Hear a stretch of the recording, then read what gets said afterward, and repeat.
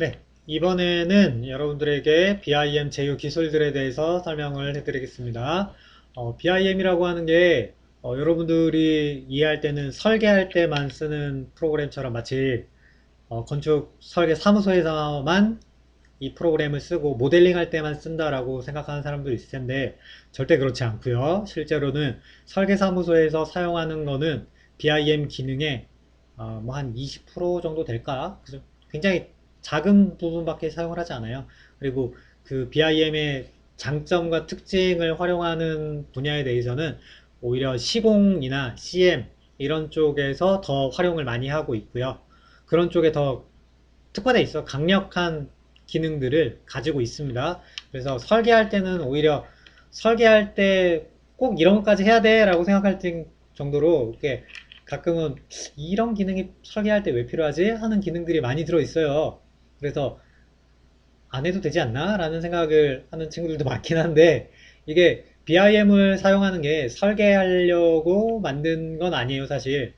BIM을 만들어지는 과정에 대해서 여러분들한테 설명을 했었는데 보면 알겠지만 건축주가 이 건물을 계획을 해서 설계를 해서 시공을 하고 유지 관리를 해서 나중에 건물이 폐기될 때, 그러니까 건물을 허물 때까지 관리하고 운영하고 재활용하고 뭐 다양하게 쓰기 위해서 만들어낸 게 BIM이라고 하는 분야예요. 그렇다 보니까 설계는 전체 건설 과정으로 보면 굉장히 짧은 과정이죠. 예를 들어서 건물이 하나가 지어지면 몇 년을 쓰겠어요? 최소한 40년, 50년을 쓰잖아요. 그죠? 근데 40년, 50년 중에 설계하는 기간은 길어봐야 1년이에요. 아무리 길게 잡아도 1년이고 보통 한 6개월 안에 끝나죠. 그죠? 설계하는데 6개월밖에 안 쓰고 이 파일을 안 쓴다? 좀 넌센스죠. 그죠? 오히려 뒤에 시공하는데 2년, 3년 걸리잖아. 그죠? 설계하는 데보다 시공하는 데 활용할 수 있는 기간도 많고 분야도 더 많습니다. 그리고 시공을 할 때는 설계도 필요하고 여러 가지 엔지니어링 파트들이 필요하잖아. 그죠? 토목도 필요하고 조경도 필요하고 전기 설비, 기계 설비, 그 다음에 뭐 구조 설비, 소방 설비, 뭐 굉장히 많은 분야에서 활용이 가능하겠죠. 그죠? 그래서 이런데 특화되어 있는 기술이기 때문에 설계할 때 쓰는 것보다 전체적인 건설 전반에 관련된 정보들을 관리하고 운영할 수 있도록 만드는 그런 프로그램이다 보니까 우리가 쓰는 분야가 좀 작고 어떻게 보면 우리한테 좀 불리하게 작용할 수도 있는 부분이지만 우리가 설계하는 사람, 건축가의 마인드를 조금 더 포괄적으로 넓게 보면 설계하는 사람들이 설계만 하고 끝나는 게 아니잖아요. 그죠? 건물이 지어질 때도 관여를 하고, 건물이 관리되고 운영되는 과정에서도 관여를 하고, 이 도시 전체에 대해서도 우리가 관여를 많이 합니다. 건축가들이. 그렇다고 보면 이 건축하는 분들이 다른 분야에 대해서 전문 지식을 어느 정도는 알고 있어야 되고, 어떻게 이게 작동하는지 활용되는지에 대해서 알아야 좋은 설계도 할 수 있고 좋은 설계를 하려고 하면 이런 프로그램을 또 적극적으로 이용을 해줘야 나의 가치가 올라가는 거잖아. 그죠? 실제로 BIM이라고 하는 게 그런 이유와 목적에 의해서 이용이 되는 거고 그렇게 하기 위해서 또 여러분들에게 열심히 또 레빗 교육을 시키는 거 아니겠어요? 그죠? 예, 그렇게 생각을 하시면 좋을 것 같아요. 자, 그래서 어떤 제휴 기술들이 있는지 설계할 때 사용하는 기술도 있고요. 설계가 아니라 시공할 때 사용하는 기술도 있고 유지 관리에 사용되는 기술들도 있습니다. 그런 다양한 기술들에 대해서 다 배울 순 없지만 대표적인 것, 좀 많이 알려져 있는 애들을 위주로 해서 여러분들한테 소개를 해드리도록 하겠습니다. 자, 그럼 또 PPT를 보면서 설명을 이어갈게요. 자, 첫 번째 나오는 제휴 기술 같은 경우에는 드라이브 시뮬레이션이라고 하는 겁니다. 요즘 VR, AR 이런 것들이 굉장히 많이 활용되고 있어요. 게임도 많이 만들어져 있고요. 그 다음에 각종 뭐 산업 현장이나 군사 그 군인들을 위해서 훈련용으로 많이 또 개발이 됐습니다. 지금 처음 초창기에 선생님이 공부할 때만 해도 야 이런 것도 가능해? 라는 이야기들을 많이 했는데 지금은 뭐 거의 뭐 자연스럽죠. 많이 사용을 하고 있고요. 이런 시뮬레이터를 이용하면은 건물 내부에서 뭔가 활용할 수 있는 여지가 많겠죠. 자, 예를 들면 지금 자동차가 나와 있는 건데요. 뭐 운전면허 연습을 한다거나 그 다음에 군사용으로 쓸 때는 뭐 탱크가 될 수도 있고요. 또는 뭐 비행기를 조작하는 시뮬레이터가 될 수도 있고요. 뭐 여러 가지 시뮬레이터가 있을 수 있습니다. 근데 그런 시뮬레이터를 할 때 게임처럼 그러니까 할 때 실제 현실과 비슷하게 만들어서 가상 체험을 하는 게 목적이잖아요. 그죠? 그러면 실제로 건물이 지어지지 않았을 때도 건물이 마치 지어진 것처럼 그 안에서 테스트 해볼 수 있겠죠. 그죠? 자, 예를 들어서 여기 자동차와 관련된 게 나왔으니까 우리가 F1 경기장을 짓는다고 합시다. 그럼 F1 경기장을 만들 때 그냥 우리가 단순히 머릿속으로 생각해서 트랙을 설계하고 이런 게 좋을까요? 아니면 실제로 경기장을 BIM으로 다 모델링을 해놓고 그 안에 우리가 VR을 이용해서 자동차를 실제로 탄 것처럼 타서 다녀보는 게 좋을까? 당연히 자동차를 타고 다녀보면서 나중에 이 F1 경기장을 이용했을 때 어떠한 뭐 문제가 사고가 터질 수 있을지 아니면 이게 좀 더 경기를 잘 하기 위해서 뭐 난이도를 조절한다거나 뭐 위험 요소를 제거한다거나 아니면 재미를 극대화한다거나 뭐 다양한 걸 위해서 어떻게 할 수 있을지를 한번 테스트 해볼 수 있겠죠. 그죠? 이거를 도시로 확장을 할 수도 있겠죠. 그죠? 건물 하나가 아니라 뭐 부산시를 만들어 놓고 우리가 도로를 새로 뭐 만들어야 한다. 그럼 도로를 하나 새로 모델링을 한 다음에 실제로 만든 다음에 그 안에서 시뮬레이터를 이용해서 테스트 해볼 수도 있겠죠. 그러려고 하면 우리 도시를 모델링을 해가지고 정보를 옮겨야 될 거 아니야. 그죠? 그런데 활용을 할 수도 있겠죠. 그죠? 다양하게 활용을 할 수 있습니다. 뭐 군사용이라고 하면 뭐 좀 우리나라에 중요한 시설물들이 있을 거예요. 뭐 공항, 그 다음에 원자력 발전소 이런 것들이 굉장히 중요한 건데 이런 데서 뭔가 훈련을 하기 위한 용도로 이런 시뮬레이터들을 실제로 활용을 합니다. 그러면 모델링을 해야겠죠. 누군가가. 그죠? 그거를 누가 하면 좋겠습니까? 뭐 다른 어떤 게임을 하는 엔지니어들이 만들 수도 있겠지만 좀 더 잘하려면 그죠? 좀 더 잘 제대로 하려고 하면 그 안에 여러 가지 정보들을 집어넣어 가지고 뭔가 모델링을 할 수 있으면 좋겠죠. 그죠?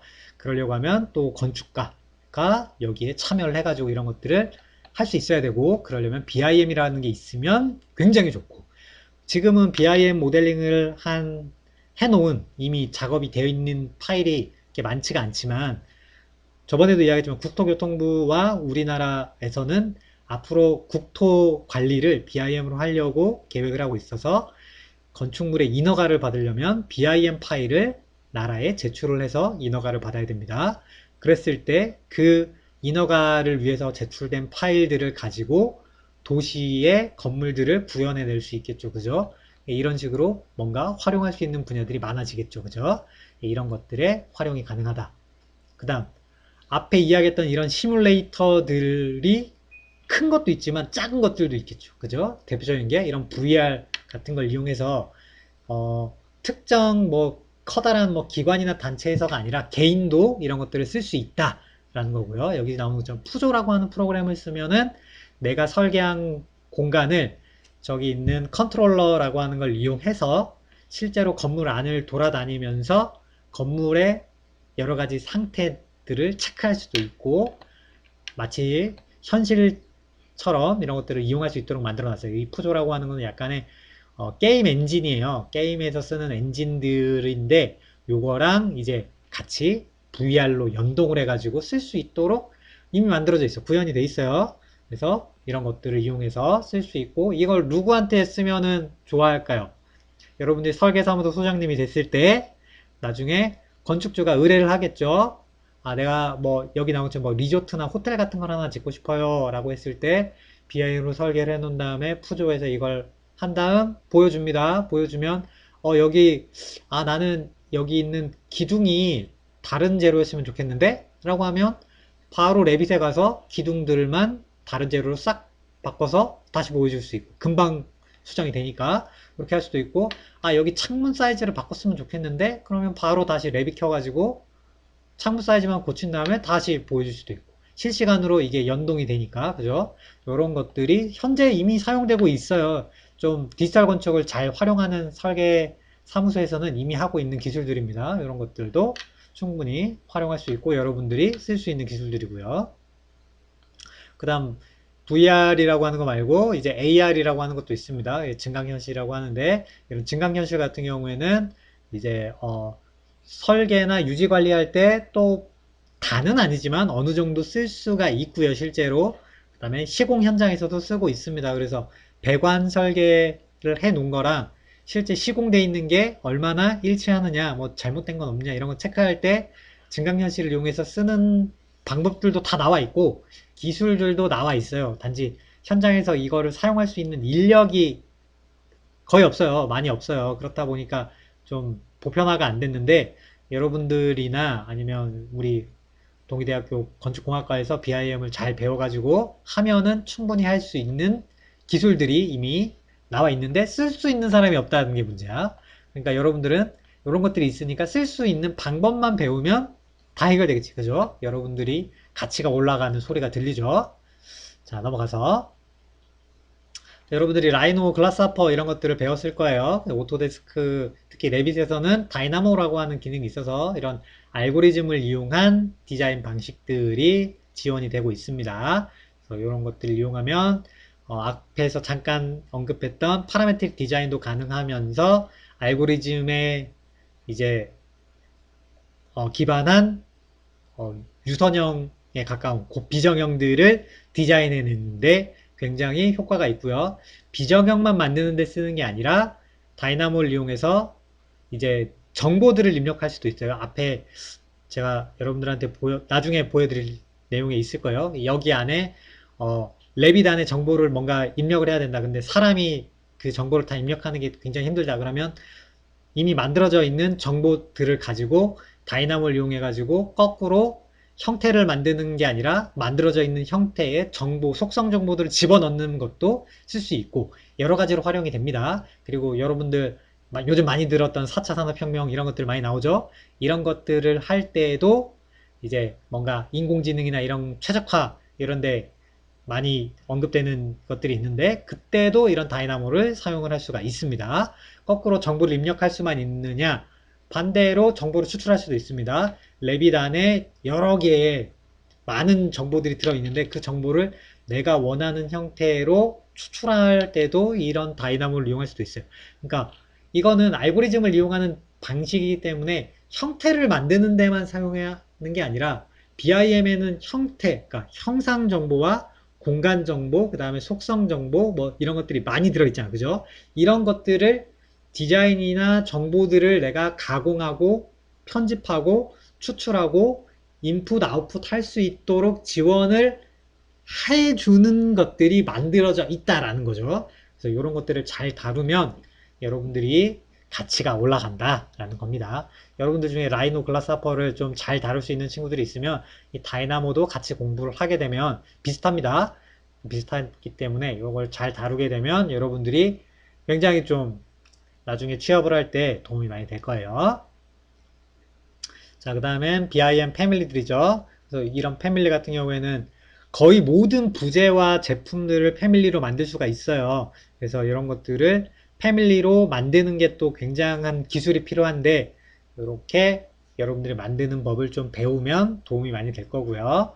그 다음에 이런 것들을 이용해서 그냥 형상 정보와 그 다음에 속성 정보만 있는 게 아니라 이런 시스템들을 패밀리화 시키면 이걸로 나중에 분석도 할 수 있어요. 시뮬레이션도 가능하게끔 패밀리를 만들 수가 있거든요. 그래서 구조 분석이라던가 아니면 설비와 관련된 공간에 대한 여러 가지 분석들을 할 수 있는 걸 지원을 합니다. 그래서 그런 쪽으로도 최근에는 많이 활용이 돼요. 단지 이런 모양을 우리가 가구 대신에 이 패밀리를 만들어 집어넣는 그런 것만 있는 게 절대 아닙니다. 다양한 기능, 성능 테스트도 할 수 있게끔 만드는 거를 이야기하는 겁니다. 넘어가고요. 그래서 여기 나오는 것처럼 유체 해석용 CFD 패밀리라고 하는 게 있어요. 그래서 아까 방금 이야기했던 패밀리 형태로 설비들을 만들어서 구현을 시켜서 이렇게 집어넣으면 이걸 이용해서 이거는 일람표 기능입니다. 나중에 일람표 기능으로 볼 수 있는데 그 기능을 이용해서 바로 공간의 성능을 분석을 바로 해주는 거야. 이거를 별도의 소프트웨어를 이용해가지고 분석하는 방법도 있지만 그렇게 하지 않고 바로 그냥 레빗 안에서 평가를 할 수 있도록 구현을 할 수 있다라는 거죠. 시스템상에서 이런 것들도 많이 활용되고 있고 최근에 각광받는 분야들이다 라고 하는 거니까 이런 분야도 있구나 라고 하는 여러분들이 유심히 봐놓으면 됩니다. 나중에 지금은 좀 시간이 안 되는데 여기 보면 제가 이렇게 유튜브 링크들을 이렇게 걸어놨어요. 그래서 요거에 대한 동영상들이 걸려 있어요. 여기 안에 있어요. 그래서 나중에 우리가 실습 시간에 시간이 조금 기회가 되면 이런 것들을 보여드리려고 해요. 지금 여기도 보면 이 링크 여기 다 걸려있지. 그죠? 링크를 걸어놨어요. 여기 보이죠? 다 동영상 파일들을 선생님들이 여러분들 보여드리려고 만들어 놓은 게 있습니다. 이 동영상을 내가 만든 건 아니고 만들어져 있는 사례 동영상들을 찾아놨어요. 여러분들 보여주려고. 그래서 다음에 기회가 될 때 이런 것들은 시간이 많을 때 보여드릴게요. 자, 이렇게 되어 있고 그 다음에 클라우드 컴퓨팅이라고 하는 분야인데 지금 이거는 굉장히 이미 많이 쓰고 있어요. 실무에서도 예전에는 조금 많이 안 썼는데 최근에는 굉장히 보편적으로 많이 쓰는 부분들이에요. 여러분들 구글 드라이버, 뭐 엔드라이브 뭐 이런 것들 쓸 텐데 여기 요거를 개인이 사용하는 게 아니라 기업에서 쓴다라고 생각을 하면 됩니다. 그래서 최고급 사양의 서버를 회사 안에 또는 아니면 인터넷 기업에 이런 서버를 관리해주는 회사가 있어요. 거기에 데이터를 사서 그 안에다가 회사 안에 있는 정보들을 집어넣는 거예요. 당연히 보안 기능도 중요하겠지만 그거는 그 클라우딩 서비스를 해주는 회사에서 해결해 주는 거고요. 우리 회사 직원들이 여기 회사 정보를 올려놓으면 내가 회사에 있지 않더라도 내가 자택에서 재택근무를 하더라도 정보들을 다운받아서 쓰고 업로드를 하고 이제 다운받고 업로드하는 방식이 아니더라도 실시간으로 연동하는 방식도 가능하고 업데이트 해주는 방식도 가능하고 그 다음에 제휴해주는 협력업체들이 또 굉장히 많죠. 그 협력업체들에서도 이 정보들을 쉽게 접근해가지고 쓸 수 있도록 인터넷 환경만 조성이 되어 있으면 이거를 할 수 있도록 하는 것들이 굉장히 많이 최근에는 보편적으로 되어 있어요. 그래서 여기 보이는 것처럼 내 컴퓨터의 사양이 좀 낮더라도 서버 컴퓨터가 사양이 굉장히 뛰어나고 우수하면 이게 다 커버가 돼요. 예를 들어서 내가 굉장히 복잡한 분석 프로그램을 사용을 해야 되는데 이거를 내가 노트북에서 하기에는 좀 어렵다. 그러면 내 컴퓨터에서 클라우드에 접속을 해서 그 안에서 시뮬레이션을 걸면 나는 내 컴퓨터에서는 서버에서 시뮬레이션을 한 결과만 나는 받아볼 수 있게끔 하면 되잖아. 그러면 고사양의 컴퓨터를 내가 가지고 있지 않더라도 해결되겠죠. 그죠? 이런 것들을 해결하는 방식들이 이미 만들어져 있어요. 특히 레빗 프로그램만 봐도 용량도 굉장히 크고요. 무거운 프로그램 중에 하나예요. 근데 이거를 사양이 좀 나쁜 컴퓨터에서 실행을 하게 되면 좀 버벅거리고 힘들어 하겠죠. 특히 건물이 규모가 작으면 어느 정도 해결이 될 텐데 최근에 지어지는 건물들 보면 굉장히 복잡하고 엄청 규모도 커요. 그죠? 그래서 우리가 주택 하나를 할 때는 상관이 없겠지만 대규모의 아파트 단지라든지 이런 것들을 모델링 했을 경우에는 컴퓨터 안에서 자체에서 해결하기가 굉장히 곤란합니다. 그래서 이런 경우에는 서버를 이용해서 서버에서 모델링을 할 수 있도록 하면은 이런 것들도 쉽게 해결이 되겠죠. 그죠? 내 컴퓨터 사양이 높지 않아도 해결이 되니까 이런 방식도 있어요. 실제로 레빗 안에 이런 클라우드 서비스가 들어가 있는데 뭐가 있냐면 예전에는 레빗 안에서 간단한 에너지 성능 분석이라고 하는 걸 할 수 있는 엔진이 들어 있었어요. 그래서 그 엔진이 하나 더 들어있기 때문에 컴퓨터가 무겁죠. 프로그램이 무겁습니다. 근데 지금은 그거를 클라우딩으로 바꿨어요. 그래서 어떻게 돼 있냐면 내가 시뮬레이션을 하고 싶으면 컴퓨터에 레빗에 로그인이 된 상태에서 서버에 접속이 돼 있는 상태죠. 로그인이 돼 있으니까 레빗 안에서 시뮬레이션 버튼을 누르면 내 컴퓨터에서 시뮬레이션을 하는 게 아니라 시뮬레이션을 해야 되는 정보들을 클라우드 그 서버에 보내요. 그럼 클라우드 서버에서 레빗을 지원해주는 오토데스크에서 자체 가지고 있는 서버에서 그걸 분석을 해줘요. 대신해줘요. 시뮬레이션을 해주고 결과만 나한테 리포팅을 해줘요. 그럼 내 컴퓨터에서 시뮬레이션을 하는 게 아니기 때문에 내 컴퓨터는 뭐 그래픽 카드나 이런 것들이 굉장히 고사양이 아니더라도 그게 수행이 돼요. 만약 그게 안 되면 내 컴퓨터를 굉장히 고사양으로 세팅을 해야 되잖아. 그죠? 그렇게 하지 않아도 되게끔 만들어 놨다라는 겁니다. 그래서 미래에는 거의 모든 기능들이 복잡한 기능들은 다 아마 클라우드 서버에서 이런 것들을 해결해 줄 거고 내 컴퓨터에서는 그거를 이제 리포팅만 하는 방식으로 확인만 하는 방식으로 아마 바뀌어 갈 확률이 높아요. 그래서 노트북이 필요한 게 아니라 그냥 태블릿 PC 정도 하나만 있으면 설계도 하고 분석도 하고 할 수 있는 그런 것들이 만들어질 거다라고 예상을 하고 있어요. 물론 아직은 좀 시간이 더 필요하겠지만 기술적으로 부족하니까 미래엔 아마 그렇게 될 확률이 굉장히 높지 않나라고 생각을 하고 있습니다. 자, 그 다음에 클라우드 이제 포인트 클라우드 데이터라고 하는 건데 이 클라우드랑 앞에 얘기한 클라우드는 다른 겁니다. 이 포인트 클라우드라고 하는 거는 이거 여기 나오지만 이게 뭐냐면 3D 이제 레이저 스캐너라고 하는 겁니다. 우리가 건물이 설계를 할 때 모델링을 잘 했더라도 시공됐을 때 모델링이랑 100% 똑같은 건물이 지어질 수 있느냐? 실제로 어렵죠. 못 지어질 거예요. 왜냐하면 시공상의 오차라고 하는 게 존재합니다. 그래서 건물을 수직으로 똑바로 짓고 싶어도 짓다 보면 뭐 이런저런 이유에 의해서 뭐 한 1도가 기울어진다거나 뭐 한 1, 2cm가 옆으로 삐져나간다거나 이런 일들이 비일비재해요. 그래서 오차범위라고 하는 게 존재를 하는데 이런 것들을 우리가 체크하고 관리해 줘야 되잖아. 그죠? 그러려고 하면 실제 지어진 건물을 실측을 해야 돼요.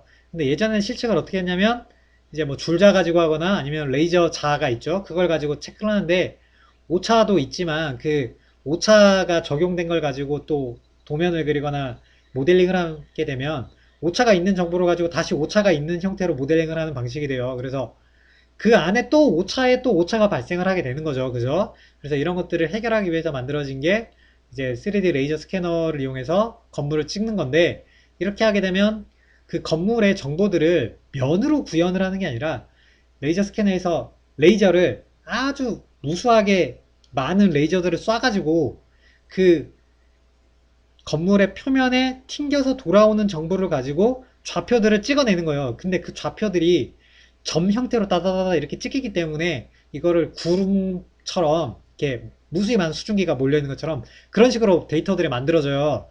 그래서 이거를 클라우드 포인트라고, 그 포인트 클라우드라고 부르는 거예요. 그거를. 그 정보들이 무지하게 많으면 지금 보이는 것처럼 이렇게 보이는 거예요. 이걸 하나를 만들기 위해서 여기에 점을 수천 개 찍어가지고 불가능해요. 수억 개를 찍어야 이런 정도의 해상도를 만들어낼 수 있단 말이에요. 근데 여기들이 점이 워낙에 많이 찍혀 있다 보니까 이게 용량이 커지겠죠. 굉장히 복잡해지겠죠. 그럼 이거를 모델링 파일로 그냥 쓰기에는 어려워요. 그래서 이런 데이터들을 만들고 나서 이거를 후처리를 하죠. 가공을 다시 합니다. 노이즈라고 하는 게 발생하는데 그거를 처리를 다시 해서 우리가 BIM 데이터로 바꾸는 작업을 해요. 그 바꾸는 작업을 하는 게 우리가 역설계라고 부르는 거예요. 그래서 BIM 데이터와 레이저 스캐너라고 하는 걸 이용해 가지고 이런 것들이 클라우드 포인터 데이터를 이용해서 하고 있다. 이미 하고 있는 것들입니다. 이런 것들이 있다라고 하는 거고요. 그 다음에 BEMS, 그 다음에 HEMS라고 하는 게 나오는데 빌딩 에너지 매니지먼트 시스템, 그 다음에 홈 에너지 매니지먼트 시스템 이런 게 나오는데 이거는 약간 유지 관리랑 연관이 되는 거예요.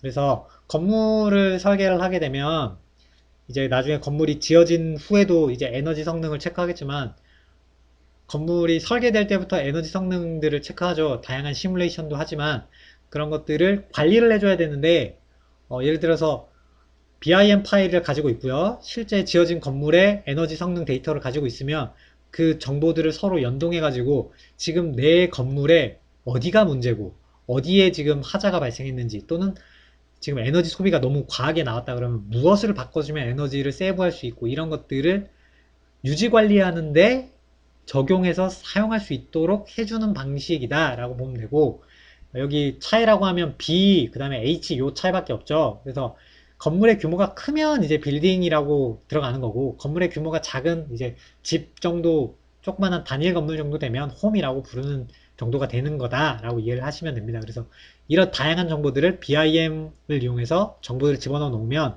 에너지 효율을 관리할 때, 유지 관리를 할 때 이 정보들을 활용하게 된다 라고 보시면 되는데, 여기에는 여러 가지 설비와 그 다음에 신재생 에너지도 들어가고요. 뭐 발전기들도 보이죠. 풍력 발전기, 그 다음에 태양광 발전기, 그 다음에 태양열도 있을 수 있고요. 지열도 있을 수 있고, 그 다음에 뭐 소방 설비도 있을 수 있고, 전기 설비, 기계 설비, 환기 뭐 등등등이 있겠죠. 그죠? 이런 것들을 관리하는데 이용이 된다라는 겁니다. 그 다음 이런 것들에 대한 어떻게 보면 약간 같은 말인데 다르게 이제 용어만 좀 바꿔가지고 다른 분야에서 쓰는 게 스마트 하우스라고 하는 건데, 이거는 이제 스마트 그리드라고 하는 데서 이용하는 것들이에요. 그래서 HMS라고 하는, 아까 여기 있죠? 요거를 이제 스마트 그리드라고 하는 분야에서는 이제 스마트 하우스라고 하는 명칭으로 불러요. 그래서 같은 거라고 보면 돼요. 그래서 여기에서도 BIM의 역할이 필요한데, 이 스마트 그리드를 하려고 하면 건물의 정보라고 하는 거를 굉장히 잘 알아야 되는데, 그거를 관리를 하기 위해서 도시 단위로 관리를 하는데 개별 건물의 정보들이 굉장히 디테일하게 필요해요. 그거를 이제 BIM으로 할 수 있다라는 분야입니다. 그래서 패시브 하우스나 액티브 하우스라고 하는 친환경 쪽에서 이야기하는 명칭이 있는데, 이런 명칭들에서 사용하는 기능들이 조금씩 다릅니다. 차이가. 하지만 요거 모두를 BIM에서 커버를 할 수 있다라는 이야기가 되겠습니다. 자, 이렇게 해서 BIM에서 사용하는 제휴 기술들의 대표적인 것들만 이야기를 한 거고요. 이거 외에도 사실은 굉장히 많아요. 그래서 시간이 되면 여러분들에게 저거 이외에도 더 다양한 기능들을 뒤에 가면 더 이론 시간에 여러분들에게 설명을 해 드릴 건데, 그런 것들을 잘 이제 봐 놓으셨다가 여러분들이 관심을 가지면 도움이 많이 될 거고요. 이런 것들이 지금 뭐 허황된 이야기거나 이런 게 아니라, 미래에 할 이야기들이 아니라 지금 이미 하고 있는 것들이에요. 여러분들이 아직 잘 모르고 있어서 이런 것들을 처음 보고 생소하게 느끼는 것 뿐이지, 전문가 집단에서는 실무에서는 이미 하고 있는 것들이니까, 이런 것들에 대해서 여러분들이 알고 나중에 실무에 나가게 되면 똑같은 얘기죠. 여러분들의 몸값이 올라가는 소리가 들리죠. 그죠? 자, 이런 것들이 있다라고 하는 거를 설명을 해드렸습니다.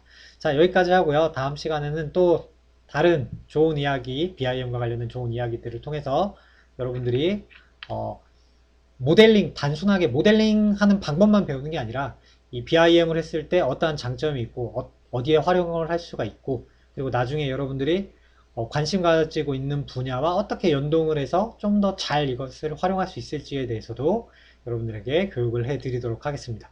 자, 이번 시간은 여기까지 하겠습니다. 강의 듣느라 고생했습니다.